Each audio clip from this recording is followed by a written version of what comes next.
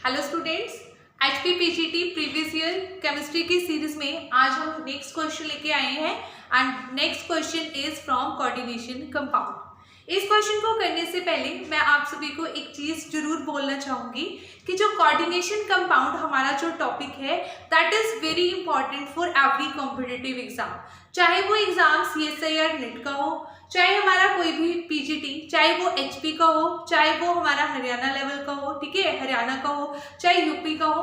तो हमारे पास क्या है, हर एग्जाम में जो कोऑर्डिनेशन कंपाउंड से बहुत सारे क्वेश्चंस हमें देखने को मिलते हैं। ओके, तो हम ये बोल सकते हैं कि भर भर के क्वेश्चन आते हैं। अगर हम एचपी पीजीटी केमिस्ट्री के पेपर की ही बात करें तो एटलीस्ट हमारे पास यहाँ पर कम से कम 7-8 जो क्वेश्चन है वो हमारे कोऑर्डिनेशन कंपाउंड से आए हुए हैं। ठीक है, तो कोई भी स्टूडेंट जो ही भी इसके लिए प्रिपेयर कर रहा है तो उसे कोऑर्डिनेशन कंपाउंड बहुत अच्छे से हमारा जो प्रिपेयर करके जाना है। ओके, तो हमारे पास यहाँ पर जो क्वेश्चन है दैट इज फ्रॉम आइसोमेरिज्म। ठीक है, जो हमारा जो आज का क्वेश्चन है दैट इज फ्रॉम आइसोमेरिज्म। तो आज की क्लास में मैं आपको कंप्लीट आइसोमेरिज्म करवाऊंगी। ठीक है, कंप्लीट का मतलब स्ट्रक्चरल आइसोमेरिज्म, क्योंकि हमसे क्वेश्चन में पूछा है which of the following is an example of coordination position isomerism, right? तो coordination position isomerism जो हमारा होता है that is the example of a structural isomerism। तो हम complete structural isomerism आज यहाँ पर करने वाले हैं and then फिर हम इसका क्या करेंगे, आंसर करेंगे, right?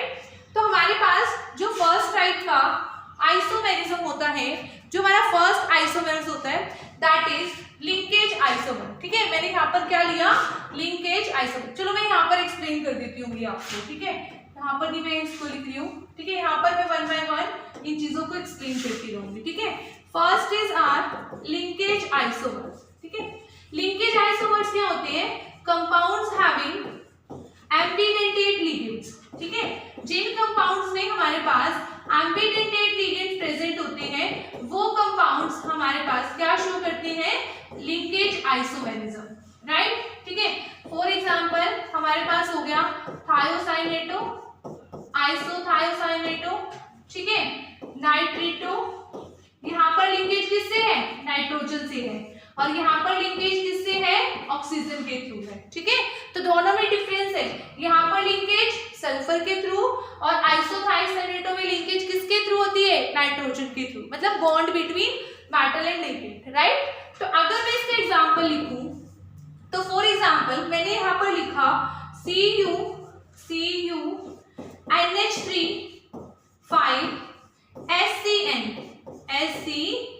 ठीक है, एंड मैंने एक कंपाउंड लिखा that is Cu NH3 5 NCS। तो ये दोनों क्या होंगे, ठीक है, these two will be linkage isomerism। ठीक है, आइसोमर्स, लिंकेज आइसोमर्स होंगे। यहाँ पर लिंकेज किसके थ्रू है, सल्फर, यहाँ पर लिंकेज किसके थ्रू है, नाइट्रोजन के थ्रू, बाकी तो सेम है। तो देखो कंपाउंड्स का मॉलिक्यूलर फॉर्मूला क्या है, सेम, और जो इसकी लिंकेज है वो क्या है, दोनों में डिफरेंट। तो ये हमारा क्या हो जाएगा, लिंकेज आइसोमर, राइट। उसके बाद हम हमारा नेक्स्ट आइसोमर स्टडी करते हैं दैट इज आयनाइजेशन आइसोमर्स। ठीक है, नेक्स्ट जो हमारा होगा दैट इज आयनाइजेशन आइसोमर्स। ठीक है, अब देखो यहाँ पर, ठीक है, नेम से ही पता चल रहा है, ठीक है, compounds having same molecular formula but gives different ions when we are adding a suitable solvent। तो मतलब क्या है, अगेन एग्जांपल की हेल्प से स्टडी करते हैं। ठीक है, जैसे मैंने कंपाउंड लिया Cu NH3 5 Br और जो Cl है वो हमारे कोऑर्डिनेशन स्फीयर से बाहर है, मतलब आयनाइजेशन स्फीयर में है। एंड सेकंड हमारा जो है Cu NH3 5 Cl और यहाँ पर हमारा क्या है, Br। ठीक है, अगर हमने यहाँ पर एक सुटेबल सॉल्वेंट ऐड किया, ठीक है, जैसे मैंने यहाँ पर एक्वस सिल्वर नाइट्रेट अगर ऐड किया तो हमें इस केस में क्या मिलेगा, अब देखो इस केस में आयनाइजेशन स्फीयर में क्या है, क्लोरीन है, तो क्लोरीन क्या करेगा, इसके साथ रिएक्ट करेगा और हमारे पास क्या आ जाएगा, यहाँ पर हमें व्हाइट प्रेसिपिटेट ऑब्टेन होंगे सिल्वर क्लोराइड के, white precipitate of silver chloride will be obtained. However, in this case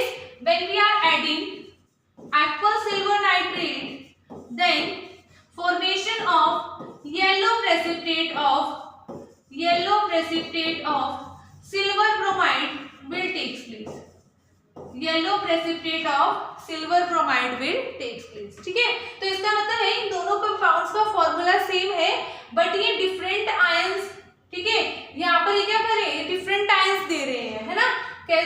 कब, जब हम एक्वस सिल्वर नाइट्रेट की यहाँ पर क्या कर रहे हैं, एडिशन कर रहे हैं। ओके, तो ये हमारा क्या हो जाएगा, आयनाइजेशन आइसोमेरिज्म। ओके, तो ये हमारा सेकंड टाइप का स्ट्रक्चरल आइसोमर हुआ। देन हमारा जो थर्ड आइसोमर आता है दैट इज हाइड्रेशन आइसोमर्स। ठीक है, अब देखो हाइड्रेशन आइसोमर आपका क्या होगा, ठीक है, यहाँ पर हमें नेम से ही पता चल रहा है हाइड्रेशन मतलब यहाँ पर एक्वा लिगेंड का कोई ना कोई रोल होगा, राइट। तो जो हाइड्रेशन आइसोमर्स होंगे हमारे वो क्या होते हैं, compounds having same molecular formula but having different number of aqua ligands inside and outside the sphere, coordination sphere, sorry। ठीक है, एग्जाम्पल मैंने लिखा यहाँ पर, जैसे Cu NH3 H2O twice and Cl here। ठीक है, and मैंने क्या लिखा यहाँ पर दूसरे केस में Cu NH3 Cl H2O and 1 quarter molecule, मतलब यहाँ पर मैंने क्या लिख दिया, आउटसाइड द कोऑर्डिनेशन स्फीयर। ठीक है, तो यहाँ पर देखो, यहाँ पर मेरे पास कितने एक्वा लिगेंड्स हैं, ठीक है, inside the coordination sphere. Coordination sphere मेरे पास क्या होता है, हमारे पास वो एंटिटी होती है जो एनक्लोज्ड होती है स्क्वायर ब्रैकेट में, राइट। तो यहाँ पर मेरे पास 2 हैं और यहाँ पर मेरे पास कितने एक्वा लिगेंड्स हैं, 1। ठीक है, तो इस टाइप के जो हमारे एग्जाम्पल हो जाएंगे, these are the example of hydration isomers. Okay, I think so आपको जो ये थर्ड टाइप का आइसोमर है ये आपको समझ में आ गया होगा। ठीक है, उसके बाद हमारे पास जो हमारा फोर्थ टाइप का जो आइसोमर है, आइसोमेरिज्म हम डिस्कस करेंगे, that is our coordination isomerism. ठीक है, एक कोऑर्डिनेशन आइसोमेरिज्म होता है और एक हमारे पास कोऑर्डिनेशन पोजीशन आइसोमेरिज्म होता है। ठीक है, इन चीजों को ध्यान से समझना। अब देखो, कोऑर्डिनेशन आइसोमेरिज्म हमारे पास तब होता है जब हमारे कोऑर्डिनेशन कंपाउंड में बोथ केटायनिक और एनायनिक पार्ट दोनों ही क्या होते हैं, कॉम्प्लेक्स होते हैं। फॉर एग्जाम्पल मैंने एग्जाम्पल लिया, ठीक है, यहाँ पर CO NH3 and here CrCl6। ठीक है, ये क्रोमियम है। अब देखो यहाँ पर ये मेरा केटायनिक पार्ट, ये मेरा एनायनिक पार्ट, दोनों ही क्या है, कॉम्प्लेक्स पार्ट। अगर मैं ऐसे लिख दूं, ठीक है, CO यहाँ पर कोबाल्ट के साथ तो मैंने क्लोरीन ले लिया और क्रोमियम के साथ मैंने क्या ले लिया, एमाइन लिगेंड्स ले लिए, राइट। तो मेरे पास ये दोनों कंपाउंड्स क्या हो जाएंगे, कोऑर्डिनेशन आइसोमेरिज्म के एग्जांपल हो जाएंगे। ठीक है, मींस यहाँ पर है ना लिगेंड्स का इंटरचेंज हुआ है। ठीक है, पहले कोबाल्ट के साथ एमाइन थे, अब क्रोमियम के साथ एमाइन है। ठीक है, तो ये हमारी फोर्थ टाइप हो जाएगी, that is coordination isomerism. Okay, उसके बाद हमारे पास आता है last, that is coordination position isomerism. ठीक है, कोऑर्डिनेशन पोजीशन आइसोमेरिज्म। ठीक है, आपको ना एक एक चीज को बड़े अच्छे से समझना है। ठीक है, हो सकता है कि आपको एग्जाम में कोऑर्डिनेशन आइसोमेरिज्म का एग्जांपल दे दे और एक कोऑर्डिनेशन पोजीशन। ठीक है, उसमें अक्सर जो मेजर मिस्टेक होती है वो उसी में होती है। ठीक है, अब देखो कोऑर्डिनेशन पोजीशन आइसोमर्स उन कंपाउंड्स में होता है जिनमें क्या हो, ब्रिजिंग लिगेंड्स हो। ठीक है, compounds having bridging ligands will show coordination position isomerism. ठीक है, तो अब देखो, जैसे इसको भी मैं एग्जांपल की हेल्प से एक्सप्लेन करती हूँ। एग्जांपल, फॉर एग्जांपल मेरे पास है कोबाल्ट, मैं आप क्वेश्चन से ही ले रही हूँ। ठीक है, ये है मेरे पास OH, राइट, ये मेरे पास अगेन कोबाल्ट, यहाँ पर मेरे पास है 4 अमाइन लिगेंड्स यहाँ पर अटैच्ड, राइट, और यहाँ पर है मेरे पास 2 अमाइन इस कोबाल्ट के साथ एंड 2 क्लोरो लिगेंड्स अटैच्ड है। ठीक है, अब अगर मैं इसको कुछ ऐसे लिख दूं, देखो यहाँ पर मेरे पास टोटल अमाइन कितने हैं, 6 हैं और टोटल क्लोरो कितने हैं, 2 हैं। ये मेरे ब्रिजिंग लिगेंड्स होते हैं, ये हमारे क्या होते हैं, ब्रिजिंग लिगेंड्स। यहाँ पर ब्रिजिंग लिगेंड में कोई चेंज नहीं होता। तो देखो जैसे मैंने लिखा, इसका कंपाउंड को इस तरीके से, ये OH ये OH, ठीक है, इनमें तो कोई इफेक्ट नहीं होगा। अब मैंने ना 6 अमाइन लिगेंड है ना उसको इस तरीके से डिस्ट्रीब्यूट कर दिया कि 3 अमाइन लिगेंड तो मेरे यहाँ पर है और 3 अमाइन मेरे इस कोबाल्ट के साथ आके, राइट, और बचे मेरे पास क्या 2 क्लोरो, तो 1 क्लोरो मेरे पास इसके पास और 1 क्लोरो इसके पास, ठीक है। तो अगर मैं ये पूछूं कि आपसे जो ये पेयर मैंने आपको दिया है, ये पेयर आपके सामने लिखा है, किसका एग्जांपल है, तो ये एग्जांपल होगा कोऑर्डिनेशन पोजीशन आइसोमेरिज्म का, ठीक है। तो चलो अब हम अपना क्वेश्चन सॉल्व करते हैं। क्वेश्चन में पूछा था which of the following is an example of coordination position isomerism। तो देखो ऑप्शन में ना हमें 4 ऑप्शन में से डायरेक्ट ही पता चल रहा है कि हमारा ऑप्शन सी क्या होगा, आंसर होगा। क्यों? बिकॉज हमारे पास जो ब्रिजिंग लिगेंड प्रेजेंट है वो किस ऑप्शन में है, सी ऑप्शन में प्रेजेंट है, ठीक है।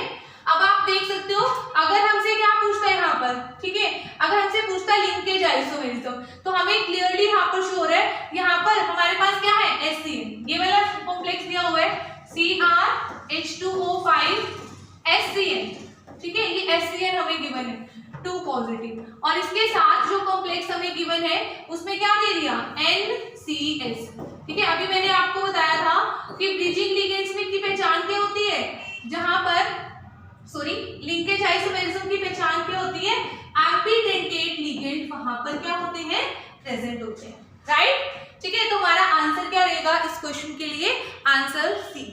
आई थिंक सो आपको जो यहाँ पर स्ट्रक्चरल आइसोमेरिज्म का कॉन्सेप्ट भी क्लियर हो गया होगा और ये क्वेश्चन तो आपका सॉल्व हो ही गया होगा। इससे भी रिलेटेड जितने क्वेश्चंस आपके यहाँ पर बन सकते हैं, तो इसलिए मैंने यहाँ पर क्या किया है, सारे के सारे जो आइसोमेरिज्म है, स्ट्रक्चरल आइसोमेरिज्म, मैंने वो यहाँ पर डिस्कस किए हैं। Okay students, okay.